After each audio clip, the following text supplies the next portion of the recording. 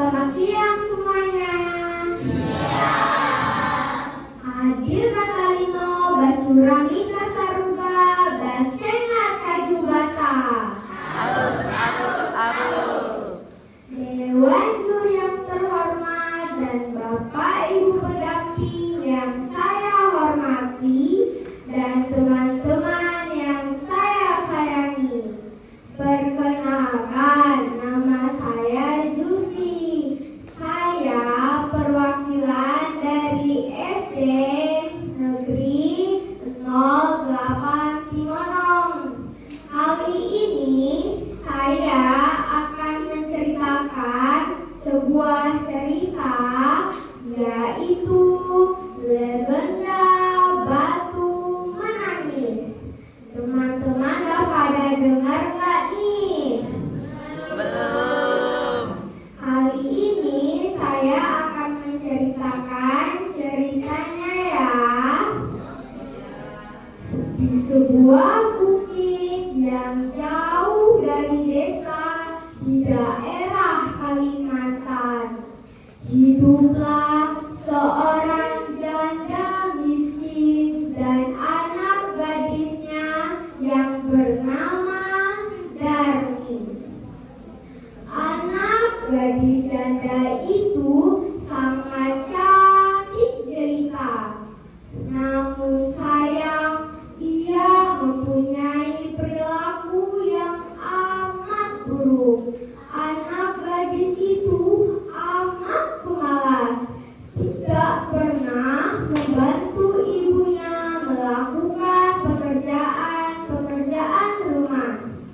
Kerjanya hanya bersolek setiap hari.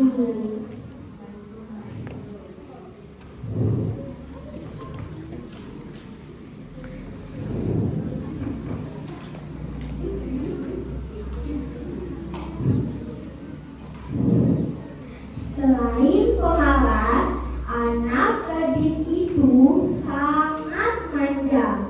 Segala permintaannya harus dituruti. Setiap kali ia meminta sesuatu kepada ibunya harus dikabulkan tanpa mempedulikan keadaan.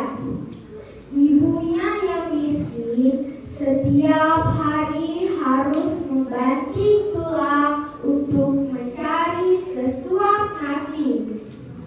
Pada suatu hari, anak gadis itu diajak ibunya untuk turun ke desa untuk berbelanja. Letak pasar desa itu amat jauh, sehingga mereka harus berjalan kaki yang cukup melelahkan. Anak gadis itu berjalan melenggang dengan memakai pakaian yang sangat bagus dan bersolek.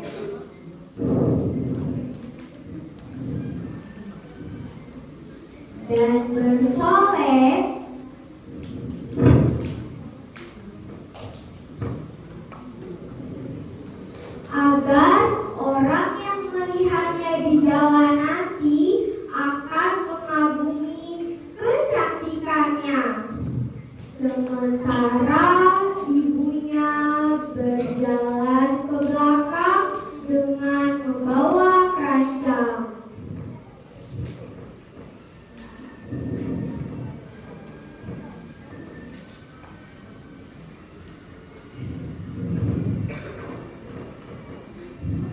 Dan memakai pakaian yang sangat dekil, karena mereka hidup di tempat terpencil.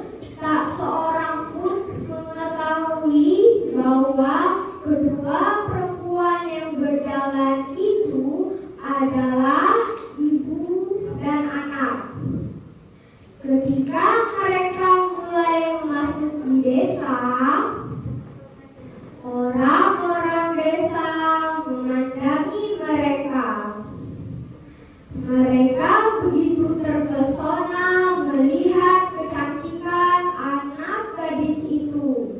terutama para pemuda desa yang tak puas-puasnya memandang wajah anak gadis itu. Namun ketika mereka melihat orang yang berjalan di belakang anak gadis itu, sungguh keras keadaannya. Hal itu membuat orang banyak bertanya-tanya yang melihatnya itu. Seorang pemuda mendekati anak gadis itu dan bertanya, "Hai gadis cantik, apakah yang berjalan di belakang itu ibumu?" Namun apa jawaban anak gadis itu? "Bukan," katanya dengan angkuh. "Dia adalah budak." Kedua ibu dan anak itu meneruskan perjalanan.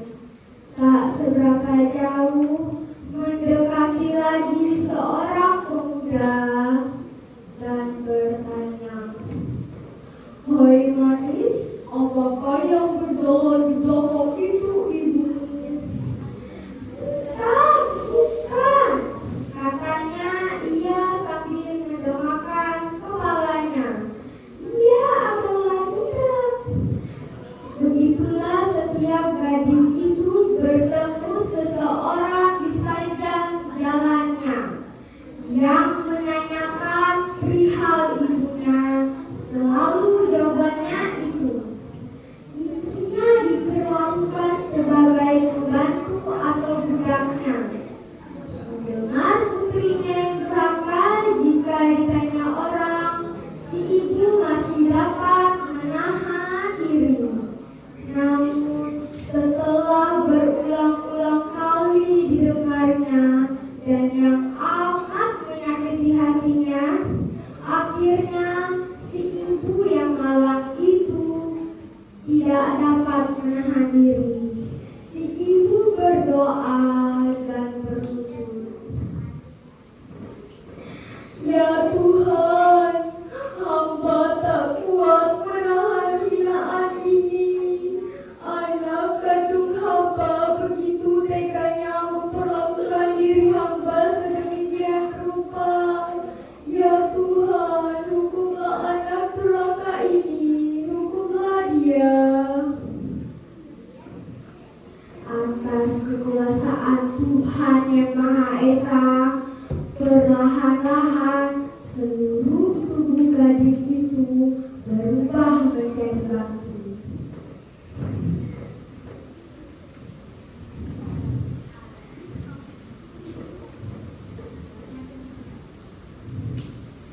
Perubahan itu dimulai dari kaki.